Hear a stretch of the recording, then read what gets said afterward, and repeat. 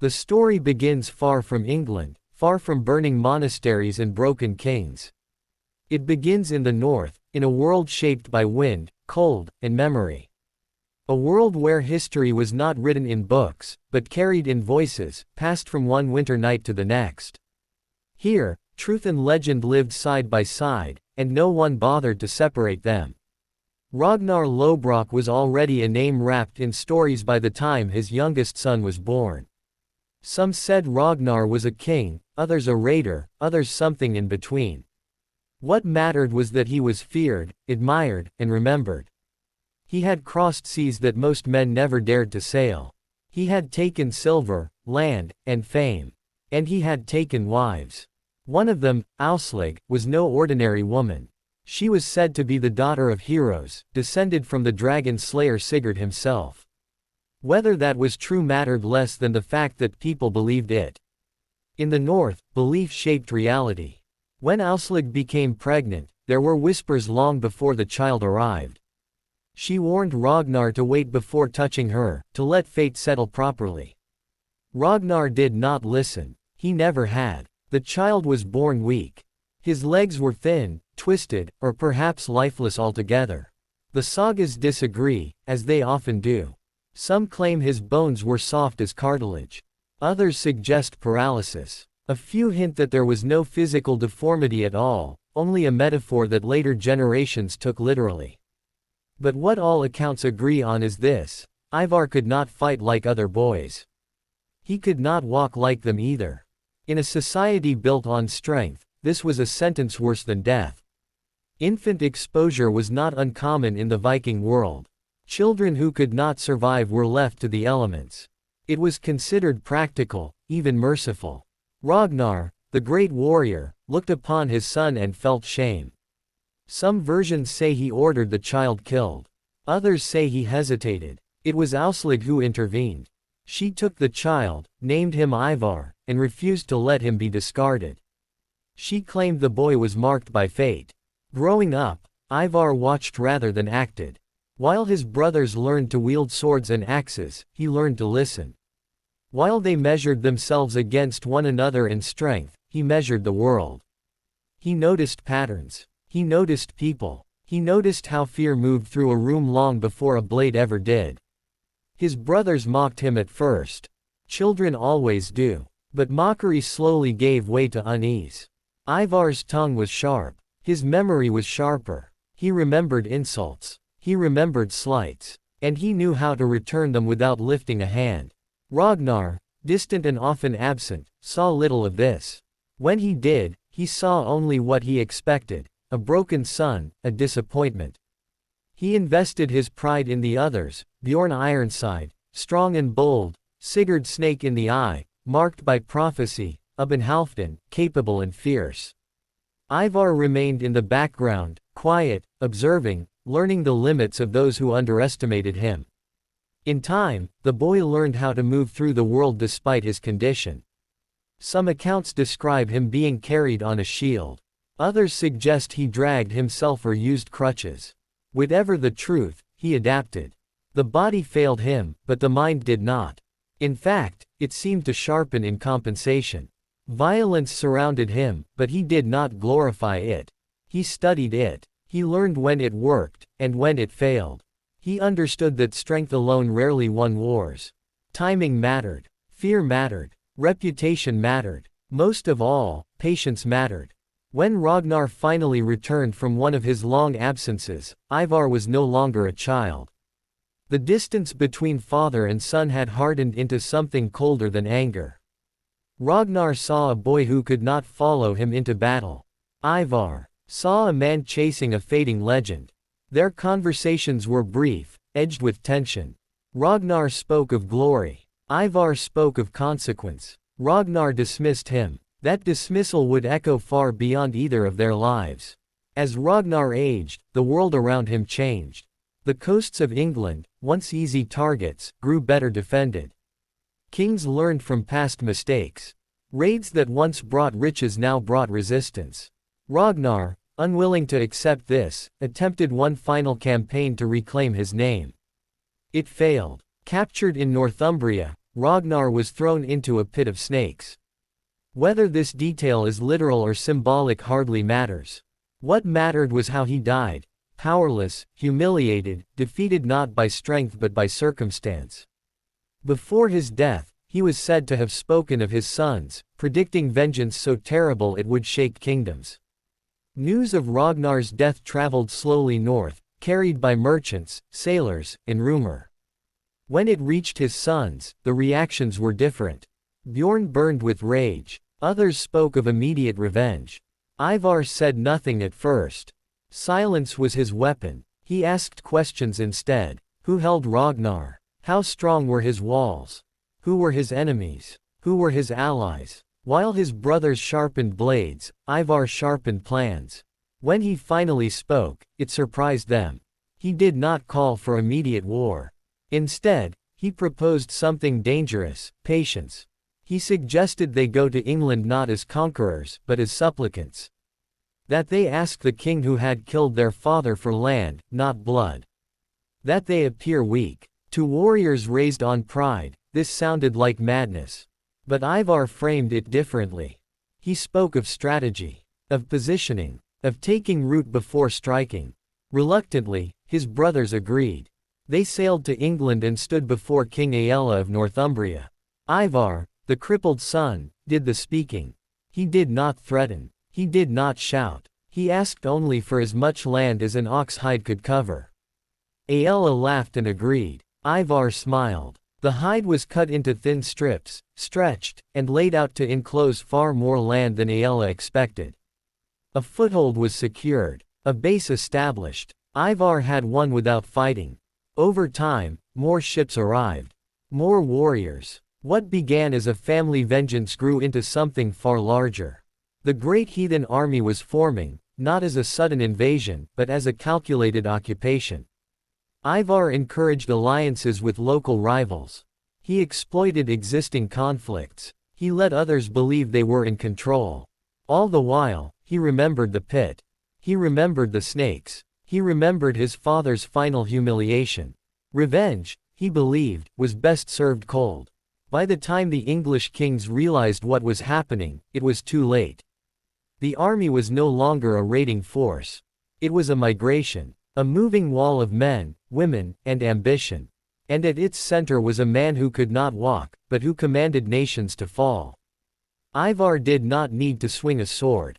He moved armies the way other men moved pieces on a board. He understood terror as a language.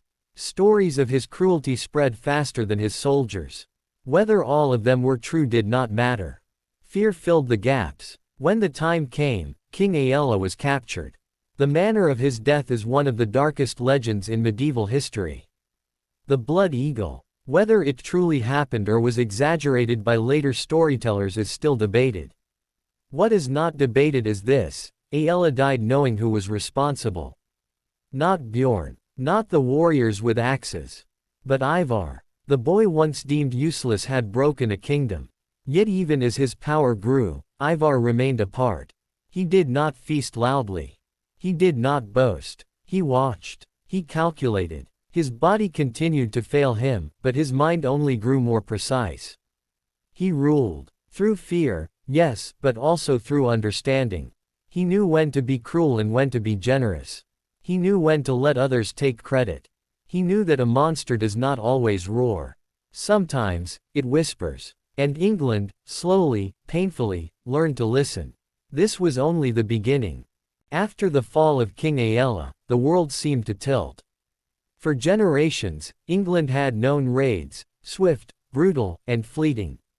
Men came from the sea, took what they could carry, and vanished again into the mist. What followed Aella's death was something else entirely. This was not a wound that would heal with time. It was a fracture. Ivar understood this better than anyone. He did not celebrate for long. Victory, to him, was not an ending. It was a doorway. England was no longer a place to punish and leave. It was a place to reshape. The Great Heathen Army moved with unsettling discipline.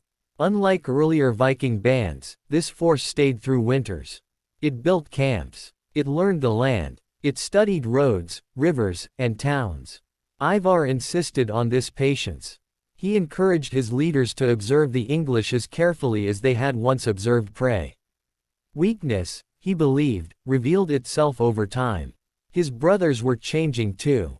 Bjorn, ever restless, grew impatient with occupation and soon turned his ambitions elsewhere, toward the Mediterranean and distant coasts. Others stayed, drawn by the gravity of Ivar's vision. Though he was not always physically present on the battlefield, his influence was everywhere. Orders traced back to him. Decisions reflected his caution, his foresight, his cold clarity. Yet there were whispers. Some among the Norse began to question him. A leader who could not fight, who could not stand in the shield wall, who relied on others to carry him, was he truly fit to rule? Ivar heard these whispers long before they reached his face. He always did. Rather than silence them with force, he let events answer. He placed doubters in positions where their flaws became visible. He rewarded loyalty not with praise, but with survival. Over time, men learned that opposing Ivar rarely ended well, even if he never lifted a hand against them. English chroniclers struggled to understand him. They described him as monstrous, unnatural, even demonic. His condition fascinated them. Some claimed he had no bones at all. Others wrote that he felt no pain, that his body was cold, that he was more spirit than man. These descriptions reveal more about fear than truth. To a people watching their world collapse, it was easier to believe they were being punished by something inhuman. Ivar did nothing to correct these stories. Fear, after all, was a weapon that required no maintenance. As the army pressed southward, kingdoms fell one by one. East Anglia, Mercia, and parts of Northumbria bent or broke under the pressure. Some kings chose resistance and died for it. Others submitted, hoping cooperation would spare their people. Ivar allowed these arrangements when it suited him. He understood that domination did not always require destruction. In private councils, he spoke less of gods and destiny than his contemporaries did. He spoke of supply lines, of winter food stores, of alliances with local lords willing to betray rivals. His mind worked quietly, relentlessly, like water wearing down stone. And yet, beneath all of this calculation, something darker moved. Ivar never forgot his childhood. The years of being watched with pity. The looks that lingered too long. The assumptions made before he ever spoke. Power had not erased these memories. It had sharpened them. In moments of cruelty, of which there were many, some historians sense not madness but intention. Pain returned with interest. Still, he was not a simple tyrant. He listened to counsel. He adapted when plans failed. When illness spread through the camps, he ordered retreats rather than sacrifice men to pride. When internal disputes threatened unity, he settled them quickly, sometimes brutally, sometimes quietly. He knew when spectacle was useful and when silence was more effective. As years passed, the army began to fracture, not in defeat, but in dispersion. Some leaders sought their own kingdoms. Others returned north with wealth and stories. Ivar remained, anchored to the land he had helped unmake. He placed trusted men in positions of authority. He supported puppet rulers when direct control was impractical. England was no longer a single enemy. It was a landscape of opportunities. His health, however, declined. The sagas speak little of this, but between the lines there are hints. Long periods of absence, increased reliance on messengers, decisions made from a distance. Whatever his condition truly was, it worsened with age. Pain likely became a constant companion. Yet there is no record of complaint. Those who met him late in life described a man still sharp, still alert, still frightening in his calm. Eventually, his presence in England faded. Some sources place him in Ireland, ruling from Dublin. Others suggest he returned to Scandinavia. The truth is uncertain. What is clear is that his influence did not end when he disappeared from the stage. The structures he put in place continued to function. The fear he cultivated lingered. When Ivar the Boneless died, there was no grand announcement. No final speech. No moment of revelation. He simply passed, as all men do, leaving behind confusion and interpretation. Legends grew in the silence. Some said he asked to be buried where enemies might tread, so that his bones would continue to guard the land. Others claimed his grave brought victory to those who held it. Whether these stories are true matters less than why they were told. Ivar had become more than a man. He was a symbol of intelligence over strength, of patience over rage, of the danger of underestimation. To the Norse, he was a strategist who avenged his father and carved kingdoms from chaos. To the English, he was a nightmare given form. To history, he remains something harder to define. He was born into a world that valued strength above all else, and he survived by redefining what strength meant. He could not stand in battle, but he stood at the center of one of the most devastating invasions England would ever face. He did not swing a sword, yet kings died at his command. The boy who was almost abandoned became the man who could not be ignored. And though centuries have passed, the quiet terror of his story remains, not in what he did, but in how he did it. Time moved differently after Ivar's rise. For those living through the invasion, the days were filled with uncertainty, the nights with fear. For Ivar himself, time became something to shape, to stretch or compress as needed. He was no longer reacting to events. He was arranging them. The Great Heathen Army was never a single, unified force in the way later armies would be. It was a living thing, constantly shifting. Warriors arrived from across the Norse world, Denmark, Norway, the islands of the North Sea, drawn by stories of land and silver. Others left, satisfied or weary. Ivar understood this instability and planned around it. He did not rely on permanent loyalty. He relied on momentum. Each victory fed the next. The English kingdoms, fragmented and often hostile to one another, struggled to respond.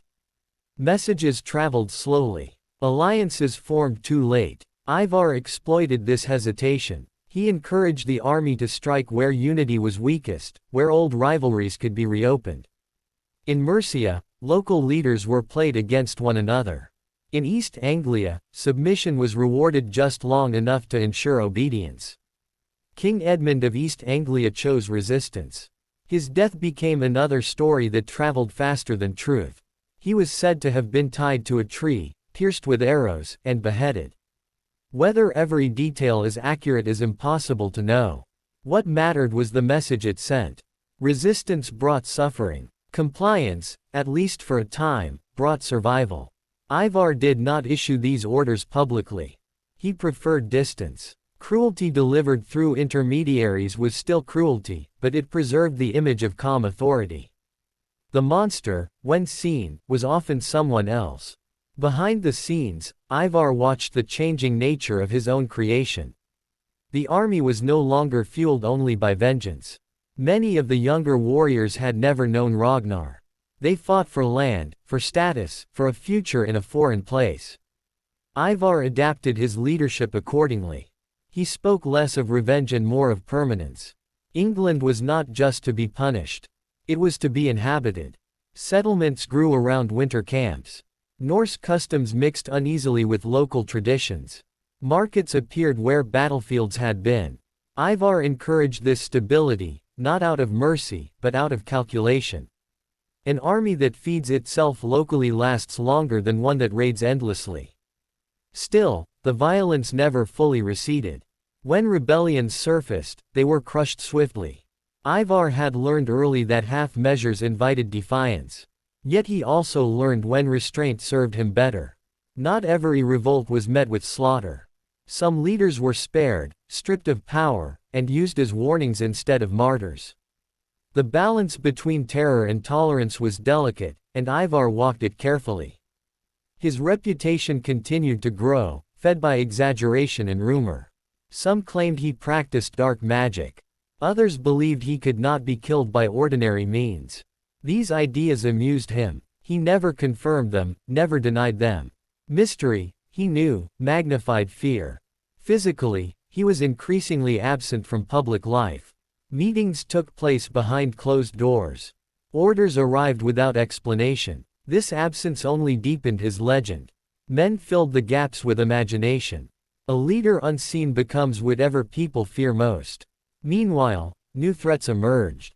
Alfred of Wessex, still young and relatively unknown, began to show signs of resistance that did not collapse under pressure. His kingdom survived where others had fallen. Ivar took notice. He did not rush to confront Wessex directly. Instead, he observed. He waited. He allowed other leaders to test its defenses. Patience, again, was his advantage. But patience has limits. As years passed, Ivar's control over the army loosened. Ambitious men sought their own glory. Leadership splintered. Decisions once filtered through Ivar's careful mind were now made by others, sometimes recklessly. The Great Heathen Army, so powerful in its unity, began to show cracks. Ivar responded by narrowing his focus. Rather than trying to control everything, he concentrated on what mattered most: influence. Even when he no longer commanded directly, his advice was sought. His approval still carried weight. Men argued over his favor. In this way, he remained central even as the structure around him changed. Eventually, he withdrew almost entirely from the English stage. Whether this was due to illness, political necessity, or a deliberate retreat is unknown. He had never been sentimental about visibility. Power, to him, did not require presence. In his absence, the consequences of his actions continued to unfold. England would never fully return to what it had been before. Borders shifted. Cultures merged. The idea of a unified response to foreign threat began to take shape, an unintended legacy of his invasion. Ivar had not merely conquered. He had forced adaptation. When later generations spoke of him, they struggled to place him neatly within their understanding of leadership. He did not fit the mold of the heroic warrior. He did not fit the image of the wise king. He existed somewhere between, uncomfortable and unsettling. And perhaps that is why his story endured. He was proof that power could come from unlikely places. That a body deemed broken could house a will strong enough to reshape nations. That history is not always driven by those who shout the loudest or strike the hardest. Sometimes, it is shaped by those who wait. By the time the Great Heathen Army turned its full attention toward the south, England was already a different land. The old rhythms had been broken. Monasteries that once stood as symbols of order now stood empty or ruined. Roads carried unfamiliar accents. Fields were worked by men who did not pray in the same way as those before them. And behind much of this change stood a man most people never saw. Ivar's influence over the invasion of England was not that of a marching general at the head of troops. It was quieter, more pervasive. He understood that conquest was not a single moment, but a process. To break a land, one did not need to destroy every city. One needed to exhaust hope. The English kings, for all their differences, had one shared weakness: division. Rivalries between kingdoms ran deep, and trust was scarce. Ivar encouraged this fragmentation whenever possible. He sent envoys with selective truths. He allowed rumors to spread unchecked. One king would hear that another had already submitted. Another would believe himself isolated and doomed. Fear did the work that swords once had. When armies did march, they often arrived too late. The South, particularly Wessex, proved more resilient than expected. Its leaders learned quickly. They fortified towns, improved communication, and avoided open battle when defeat seemed likely. Ivar respected this. Resistance, when intelligent, deserved attention. He adjusted his expectations. The goal was no longer total collapse, but gradual pressure. Raids along the southern coast intensified. Supply routes were tested. Smaller victories accumulated. The army no longer needed dramatic triumphs. It needed endurance. During this period, Ivar's role became increasingly abstract. He was consulted rather than obeyed. His counsel shaped strategy even when he did not issue commands. Those who ignored his advice often paid for it. Those who followed it tended to survive. His mind, sharpened by years of calculation, now turned toward legacy. He understood that no conquest lasted forever. What endured were systems, habits, and stories. He focused on embedding Norse presence deeply enough that removal would be impossible without transformation. Settlements became towns. Temporary camps became permanent homes. Intermarriage blurred lines. Children grew up speaking mixed tongues. England was no longer merely occupied, it was changing from within. Violence still flared, often brutally. But it was no longer the defining feature of the invasion. Control was. English chroniclers, writing years later, struggled to describe this phase. It lacked the drama of battles and executions. It was quieter, more unsettling. A slow erosion rather than a single catastrophe. They blamed fate, sin, divine punishment. Few understood that this kind of conquest was deliberate. Ivar did. As his physical condition worsened, his reliance on others increased, but this did not weaken his authority. If anything, it refined it. He spoke less. When he did speak, people listened. Decisions were weighed carefully before reaching him. His silence became a filter. Only matters of consequence passed through. Eventually, he withdrew from England altogether.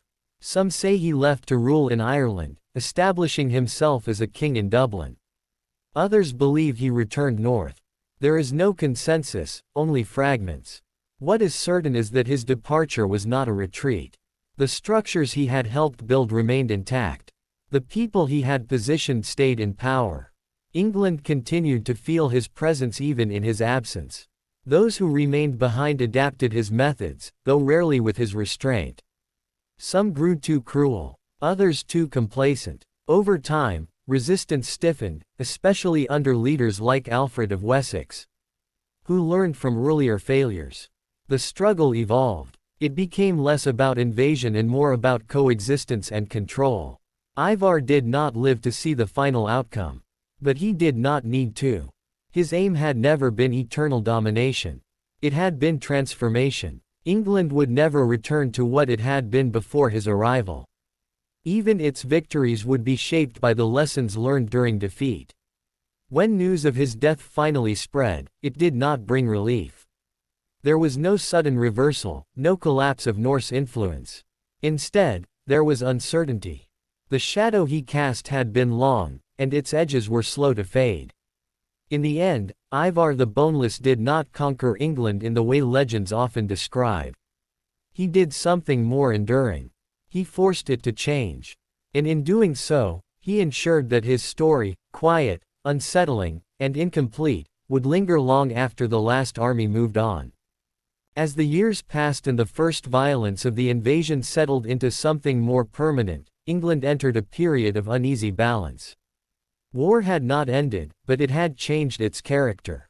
The land was divided not just by borders, but by memory.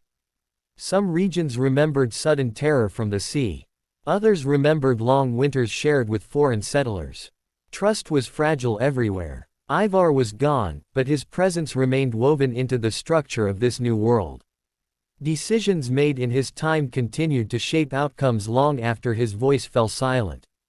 Men who had learned under him now led in his absence, sometimes wisely, sometimes not.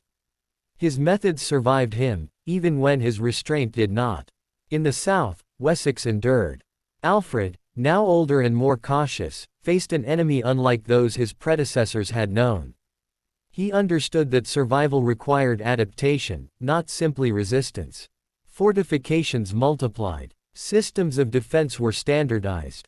Communication improved. These changes were responses not just to Norse aggression, but to the kind of sustained pressure Ivar had introduced. The struggle between Norse and Saxon became less about annihilation and more about control of space, resources, and loyalty. Treaties were signed and broken. Boundaries were drawn and redrawn. The Danelaw emerged not as a clean division, but as a patchwork of influence. In this arrangement, the legacy of Ivar was unmistakable. He had forced England to think in terms of negotiation as well as warfare. Stories about him continued to evolve. In some, he was remembered as a ruthless mastermind, cold and merciless. In others, he was portrayed as almost tragic, a man whose physical suffering drove him to dominate a world that had once dismissed him. Both interpretations said more about those telling the stories than about the man himself. What remained consistent was the sense that Ivar had been different. Unlike many leaders, he had not sought admiration. He did not rely on charisma or heroic display. His authority came from results. From the undeniable fact that after his arrival, nothing was the same. Even his enemies acknowledged this, though rarely in flattering terms. The question of his condition never disappeared. Scholars debated it long after his death. Was he truly crippled, or was boneless a nickname, a metaphor, a mistranslation? Some suggested it referred to flexibility or agility. Others argued for a medical explanation. None could say for certain. The ambiguity only strengthened the legend. A mystery invites reflection in a way certainty never does. In Ireland, where Norse power also took root, Ivar's name surfaced again and again in later records. Kings claimed descent from him. Towns traced their origins to his rule. Whether these claims were accurate mattered less than the prestige associated with them. His reputation had become currency. Back in England, generations grew up knowing a land shaped by Norse influence. Language absorbed foreign words. Law reflected new practices. Trade expanded. Even as conflict persisted, integration quietly advanced. This was the deepest mark of the invasion, one that swords alone could never have achieved. When later chroniclers attempted to define the era, they struggled to assign clear victories. The Norse did not permanently rule all of England. The English did not simply drive them out. What emerged instead was something altered, blended, and resilient. This outcome aligned closely with Ivar's original instincts. He had never sought a single decisive end. He sought leverage over time. In this sense, his success was profound. The man himself remained elusive. No grave can be identified with certainty. No contemporary portrait exists. What survives are impressions, shaped by fear, admiration, and distance. He exists now not as a figure of flesh, but as a pattern, a way of exerting power without force, of dominating without display. For those who came after, his story carried an unsettling lesson. Strength does not always announce itself. Weakness, when misunderstood, can become an advantage. The world does not belong only to those who can seize it by hand.